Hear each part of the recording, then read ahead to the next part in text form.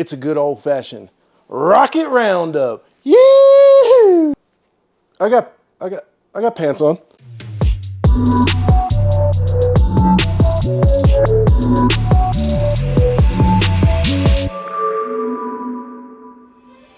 Super excited about this week's episode. We're going to talk a little bit about the new space race and who are the key players and corporations involved in winning those contracts from the United States government and some of the private industries that are looking to launch people, cargo, as well as satellites into space. With that, I break them down right now. Let's go. First up, a joint venture by Lockheed Martin and Boeing, United Launch Alliance.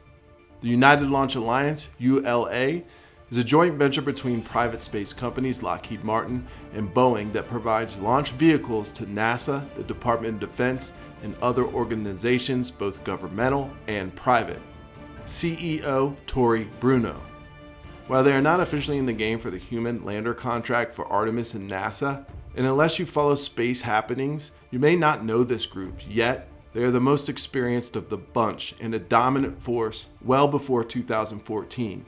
That still serves the US in its various departments. Let's take a look at their rocket lineup. ULA has 4 main rockets, 3 that are in use and 1 that is upcoming. Up first, the Atlas V. This is their main rocket that it uses currently for light to medium payloads and satellite launches. It has more than 15 years of experience and 100% mission successes, founded on the heritage of more than 600 Atlas program launches, one of their other rockets. It can be used to shuttle cargo, satellites, and astronauts using Boeing's Starliner capsule. Built on a modular design to accommodate a full range of mission requirements, Atlas V uses a standard common core booster, up to 5 solid rocket boosters, and a Centaur upper stage in a single or dual engine configuration, and one of several sizes of its many payload fairings. Its main engine is the Russian-built and made RD-180. Next, we have the Delta IV. With over 15 years of 100% mission success, it has proven heavy lift capabilities to deliver high-priority U.S. Air Force, National Reconnaissance Office, and NASA payloads to orbit. It can be flown with 2 or 4 solid rocket motors. Its main engine, again an outsourced throttleable RS-68A engine by Aerojet Rocketdyne, and it's the largest existing hydrogen-burning engine. Up next, ULA's future, the Vulcan. It's a medium-heavy flyer, currently not in flight. It's pegged to be the rocket that can meet most customer needs, and that can be done at a cheaper price tag than its other rockets. It can take 0, 2, 4, and 6 solid rocket booster variants. Its main engine, well, it's supposed to be the American-made BE-4, manufactured by our boy Bezos and Blue Origin. And like Blue Origin and Bezos, this rocket is yet to leave the ground. Last, we have their most successful rocket, and the one they use on many missions, and that's the Delta II. Coined internally the industry workhorse, it has over 29 years of use. Launched 155 times with 100 consecutive successful missions. Delta II has launched many memorable missions, including NASA's rover Spirit and Opportunity, the Phoenix Mars lander, all operational GPS missions through the constellation of 21 GPS-2-R missions for the Air Force, and commercial missions for Iridium, Globalstar, and 3 Digital Globe satellites. They do not list the solid rocket motor configurations, but do list the main engine, again as the outsourced RS-68A engine by Aerojet Rocketdyne. ULA has been a dominant space contract winning machine since 2014. Recently, they just won the right to handle 60% of all defense contracting space delivery needs, the other 40% going to SpaceX, beating out both Northrop Grumman and Blue Origin. Their success rate is massive, the largest of the bunch, and they have a huge relationship with the United States government as well as private industry. What are some of their strengths? Well, they have the largest success rate in terms of missions and number of launches out of all of the groups that I mentioned today. They also have won the most contracts, government and private, out of any of the group we mentioned today. It's a joint venture between Lockheed and Boeing, both of which have massive aerospace successes and both carry space contracts with the government on their own right for decades before anyone else. This long-standing relationship with the government, with a proven success and launch rate, puts them on a tier that no others are right now, the closest being SpaceX. Recent update on the firm? Well, they continue to developing the Vulcan. They have committed to making parts of the Vulcan reusable, but no timeline was given and no roadmap was given as to what will happen when, nor what parts will be reused. So it's more of a concept so far. For what it's worth, United Launch Alliance now has a business connection to Amazon's Project Kuiper, as well as Blue Origin. ULA plans to use Blue Origin's BE-4 rocket engines on the first stage of its next generation Vulcan rocket, which is due to make its debut by the end of this year. The Atlas V's first stage is designed to use the Russian RD-180 engines, and it won't switch to Blue Origin's BE-4. But the Atlas rocket era is nearing its end, and this is due in part to the limits on the Russian rocket imports. A year ago, ULA CEO Tony Bruno said the Atlas V would be phased out by 2024 or so, leaving the Vulcan as the ULA's workhorse. To complicate things, Congress passed a law that states the DoD can't fly rockets on Russian-made engines. So what does that mean for ULA? It means they either have to come up with their own engine or rely on Amazon to deliver it. Now, the Government Accountability Office came back and said they don't believe that ULA will be able to achieve that standard of using a non-Russian-made rocket for their Vulcan systems. ULA has since come back and said they will be using the Atlas V to launch any security missions in 2020-21 because of delays in customer payloads. Blue Origin said it expects to deliver the BE-4 engine not this year, but later next year. So that leaves ULA in a decision. They can get by using the Atlas and the Russian-made rocket for all DoD contracts for 2021, but what happens in 2022? So Bezos and Blue Origin may be the actual root of the delay for the 2021 mission by the Vulcan. However, they have to have 2 successful orbital missions for it to be certified to fly any security missions. So we'll see what happens. But it seems to all be pointing back to Blue Origin. So what about them? What do they have? Do they have any rockets? Do they have engines? Let's get into it. Blue Origin is an American privately funded aerospace manufacturer and suborbital spaceflight services company headquartered in Kent, Washington. Founded in 2000 by Jeff Bezos, the founder and chief executive officer of Amazon. The company is led by CEO Bob Smith and aims to make access to space cheaper and more reliable through reusable launch vehicles. Their lineup, they have 2 main rockets and 1 lander, competing for the eventual second award for the Artemis program, although none of these rockets have ever been to orbit or to outer space. First up, the new Shepard, a reusable launch vehicle taking payloads and people to space very soon. The BE-3 engine, which is house-made and is throttleable, is used in this rocket. It can be used to shuttle smaller cargo, maybe satellites, and astronauts and space tourists in the new Crew capsule. This is the rocket that will be used to carry Bezos and a couple friends and a couple auction winners on his first trip to outer space for 3 minutes. The new Glen. This is a massive rocket. They say it's our next really big step. An orbital, reusable launch vehicle that will build the road to space. This is one of the largest rockets in any inventory of any of these companies. It stands nearly 100 meters high and is capable of massive payloads. The first stage is recoverable and reusable, and it flies on its own BE-4 engine, the same engine that will power ULA's Vulcan. It boasts a single configuration for all missions, civil, commercial, and national security customers, and it's 2x the payload volume of any existing launch vehicle. On this channel, we follow and track NASA's Artemis Human Lunar Landing Project and contract. Blue Origin and national team presented Blue Moon to be considered as the moon lander for NASA's trip back to the moon. While they initially lost this contract to SpaceX, we may just see this cargo and human lander rise again with the help of a bill that may force award a second winner for the lander contract. This lander can be configured either to deliver cargo or to deliver humans to the surface of the moon and possibly beyond. What contracts has it been awarded? Well, none. yet.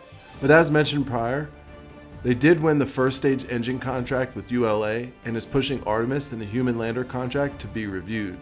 I covered this in the last few episodes, which I will link here and below.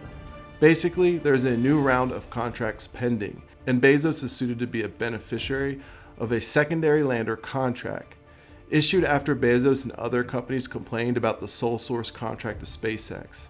As noted prior, ULA was not involved in the lander contract directly, but Lockheed Martin was a part of the national team bid, which included both Blue Origin, Lockheed, and Northrop Grumman claiming the national team for the lunar contract bid. Blue Origin has had a handful of near-space launches, let's call it, and a contract with ULA. Brighter days ahead of Bezos. Blue Origin is yet to reach outer orbit, though has successfully completed both launches, landing, and recoveries. Blue Origin is one of the few companies that has also a reusable first stage that it can land vertically, much like SpaceX. But that is the only part they plan to reuse to date. Blue Origin has a couple strengths, one of which is a massive budget, lots of talent, successful launches and landings, a huge win with the ULA contract. They have proven reusability, but not to the point of SpaceX. And Jeff Bezos, of course, is a strength. He brings money, can pool talent, and can sway legislation to push contracts in his favor. What are some of the weaknesses? Some of the weaknesses, they haven't reached outer orbit. They're losing ground rapidly to SpaceX and other smaller contenders like Rocket Lab. They don't have a long-standing government contract relationship as compared to ULA or even SpaceX at this point. Time production seems to be laggy. And if I may, Jeff Bezos here as well in the weakness column. He brings an ego and, well, a pocketbook, but not much else. In recent news, of course, they just lost NASA's human lander, moon lander contract to SpaceX. However, they are contesting it. In order to meet Project Kuiper's goal set forth by the FCC of having half its satellites in orbit by 2022, it had to partner with ULA to push its first 7 missions, something Bezos had hoped to do fully on top of Blue Origin rockets. Neither ULA nor Amazon announced a schedule for these launches. Under the terms of Amazon's license from the FCC, half of the satellites have to be deployed by mid-2026. United Launch Alliance says it struck a deal for a series of 9 launches for its Atlas V rockets to send satellites into low Earth orbit for Amazon's Project Kuiper broadband internet constellation. And in return, ULA has committed to using Blue Origin's B-4 rockets on its coming Vulcan rocket system to move away from the Russian-made engines it uses now. While Bezos and Blue Origin are causing delays and really complaining and causing lawsuits to fly around about any type of SpaceX win, Elon's been quietly chugging along and really killing it. Though they are second really in terms of contracts to ULA, I think that changes in the next coming 5 to 10 years. You see, they have one big advantage. They have reusable parts, and they really are doing all they can to dominate space, but also to reuse those parts. And that's something the United States is looking for. So with that, let's take a look at their lineup. Falcon 9. Falcon 9 is the workhorse of SpaceX. It's reusable, 2-stage rocket designed and manufactured by SpaceX for reliable and safe transport of people and payloads into Earth orbit and beyond. Falcon 9 is the world's first orbital-class reusable rocket.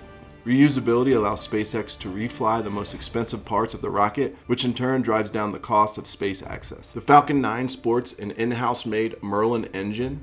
Falcon 9 has a total of 122 launches, 82 total landings, and 64 reflown rockets to date. Bulking up on the beef, we have the second rocket, the Falcon Heavy. Falcon Heavy is the most powerful operational rocket in the world by a factor of 2.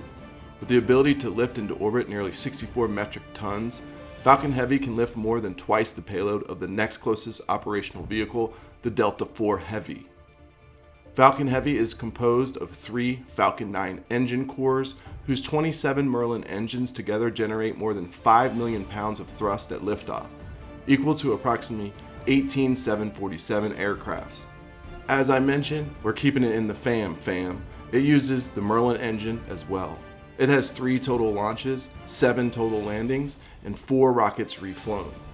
Coming soon, even more beef with the Super Heavy. Standing almost as tall as an entire two-stage Falcon 9 or Falcon Heavy, Super Heavy is expected to weigh more than 3,500 tons and produce at least 5,000 tons of thrust at liftoff, more than any other rocket booster in history, liquid or solid.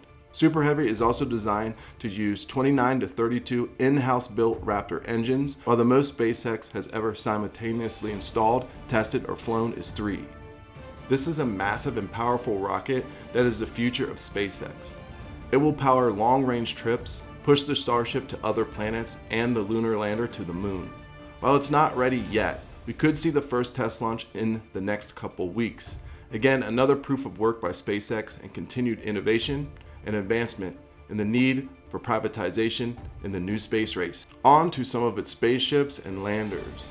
First up, the Dragon. Technically a craft and payload fairing capable of configurations for cargo or people as it rests atop a rocket. Similar to Boeing's Starliner capsule that ULA uses or Blue Origin's Crew capsule. The Dragon spacecraft is capable of carrying up to 7 passengers to and from Earth's orbit and beyond. It is the only spacecraft currently flying that is capable of returning significant amounts of cargo to Earth, and is the first private spacecraft to take humans to the space station. Powered by in-house made Draco engine thrusters used to orient spacecraft during the mission. It has 27 total launches, 24 visits to the ISS, and 10 reflown missions. The Starship. SpaceX Starship spacecraft and Super Heavy rocket, collectively referred to as Starship, represent a fully reusable transportation system designed to carry both crew and cargo to Earth orbit, the Moon, Mars, and beyond. Starship will be the world's most powerful launch vehicle ever developed, with the ability to carry in excess of 100 metric tons to Earth's orbit. It flies on in-house made Raptor engines, and while still in prototype stage, it's designed to deliver satellites deep into space and provide travel for interplanetary missions. This is the concept that also won the initial Artemis human lander contract. While it'll be used for the lander mission, don't you just love how they're not only reusing parts, but also spacecraft, outfitting the same concept for multiple different missions? No other rocket companies are thinking like hikers in the woods. One thing must have at least 2 uses. But then again, that is probably why they are crushing it. SpaceX has been awarded many contracts, to the tune of 40% of all defense contracts, private industry, and tag-along missions, and the Artemis human lander contract, to just name a few. They are the number 2, only second to ULA in contracts in the space race, and they are growing. I do like and appreciate ULA, but to say they should be hearing footsteps is an understatement. What are some of the strengths of SpaceX? Well, there's quite a few, but just to name some: speed of production, speed of launch, in-house made and tested engines that are actually flying right now, a proven track record, innovation and advancements no other company can match, and Elon Musk himself as the master of the push, driving the company in a few short years as the premier up-and-coming firm in space. Experience, blistering pace of launches and landings, more and more reusable parts, commitment to space sustainability, and big wins and mission successes for the government, with its Falcon 9 rockets and Dragon capsules stealing the headlines. As much as it pains me to say this, SpaceX certainly has some weaknesses. First, their cowboy mentality, Elon Musk's ego, and his Twitter handle. His many involvements, hello Dogecoin, and a cutthroat mentality as a whole that may turn industry and the government away from his antics. Check out his latest sparrings with the ULA CEO Tony Bruno, saying ULA would be dead as a doornail without Pentagon help. Recent news sees Super Heavy is about to fly. Could happen as soon as this week. Starship continues to improve. The Dragon continues to make deliveries for the United States government and the ISS. They launched 88 spacecraft this week. They carried 36 payloads between them, including 6 microsatellites, 29 CubeSats, and 1 hosted payload. SpaceX customers for this mission came from 14 organizations in 7 different countries. Artemis drama continues, and Representative Eddie Bernice Johnson, a Democrat from Texas, chairs the House Committee on Science, Space, and Technology continues to lobby against SpaceX and private industry helping NASA get to the moon, citing the want and desire to use budget to build NASA-owned spacecraft, not private craft that they can pay to use each time. I will leave it at that, and if you want to learn more about this drama and the continued witch hunt against SpaceX and private space, be sure to click subscribe and the bell to be informed of all Artemis and space drama as old non-tech representatives try to kill space travel and exploration again. This was by no means an extensive list, and I intend to feature some of the smaller firms like the pretty awesome Rocket Lab in upcoming videos. But to me, these are the main private players in space right now. So what do I think about all these companies? Well, ULA is still the top. They have 60% of the contracts, but it kind of reminds me when Michael Jordan was retiring. He was certainly good, but was he as good as some of the youngsters and how fast they were progressing? Well, that youngster is SpaceX. And though technically second in this race, I think it's not long that they overtake ULA. Bezos and Blue Origin, on the other hand, they really need to get their act together. I really am kind of, well, you can see it. I don't know what the word is. Not resentful, but a little disappointed in Bezos and Blue Origin. Not because of their delays in the production schedule, because they aren't even a contender yet, and they continue to complain and cause issues. Look, ULA and the Vulcan, I'm really charged up about. It's going to be a great system. I wish they would work on the reusability, but that can come downstream. But then there comes SpaceX, and we all know I'm kind of a fanboy. But I have to say, they have the whole package, and we're allowing someone, a billionaire, dictate what we're doing in space and how we're delivering our security measures. So for me, I think Congress needs to reevaluate things. I like that they're pushing to use American-made things like rockets. I really do hope Blue Origin gets their act together, if only so we have another supplier of engines from the United States. We don't have to rely on Russia. Nothing against Russia, but I just think we need to do it internal. So until next time, I'm Hill Phantom. Remember, always send it.